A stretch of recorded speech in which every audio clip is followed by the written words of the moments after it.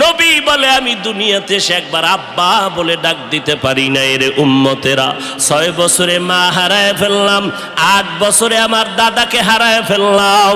আমার আরবের মধ্যে কেউ নাই, চারদিকে আমার দুশ্মন। আমি কালেমার দাওয়াত নিয়ে কোথায় যাব? আমি ঘরের মধ্যে বসে কাঁদতেছি। ওই সময় আমার এক আপন, আরবের মধ্যে আর আপন আমার কেউ ছিল না।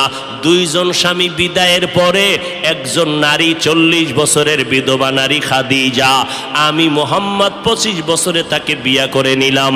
আল্লাহর আদালতের অনুমতি নিয়ে বিয়া করে ফেললাম। ওই খাদিজা আমার কান্নার কারণ জিজ্ঞেস করলেন, নবী কেন কান্না করেন? ও খাদিজা কান্দি কেন? আল্লাহ আমাকে কোরআনের আলো দান করেছেন, আমি এখন কালেমার দাওয়াত দিব, আমার এই দাওয়াতকে গ্রহণ করবে।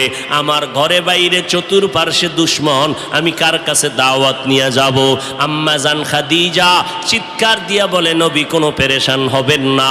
এই জমিনের মধ্যে কেউ যদি আপনার কালেমার দাওয়াত না নেয়, আমি খাদিজার হাতটা ধরিয়া আপনি আমাকে প্রথম দাওয়াতটা পড়াইয়া দেন, কালেমা পড়াইয়া দেন। এই জমিনে মরিয়াও যদি যায়, ইতিহাসের পাতায় থাকবে মুহাম্মদের হাতে প্রথম দাওয়াত গ্রহণকারিনী কোনো পুরুষ না, তিনি একজন মহিলা।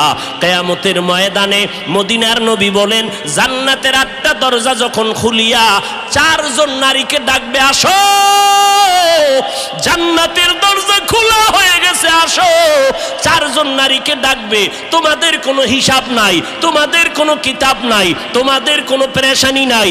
জান্নাতের 8টা দরওয়াজা, সব দরজা দিয়া ডাকবে, আসো, জান্নাতের হুর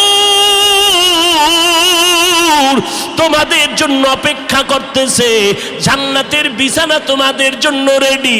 কেন? তুই সূর্যের গরম যেন না লাগে, কারণ সূর্যের গরম লাগলে মাথার মগজগুলো টাস টাস করে ফেটে যাবে, একটা সেকেন্ডের আযাব সইতে পারবা না।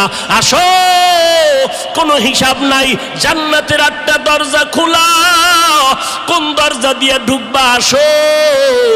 ও এলাকার মা বোনেরা, 4 জন নারীকে জান্নাতের 8টা দরজা ডাকবে, এর মধ্যে একজন নারী হবেন আমার নবীর কলিজার বিবি।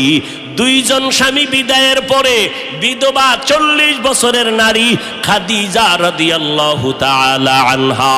ওই খাদিজা ডাক দিয়ে কয়, ও নবী, আপনার হাতের কালেমার মুসলমান আমি একজন হয়ে গেলাম। নবী এবার কান্না বন্ধ করে বের হয়ে গেলেন। আর আমার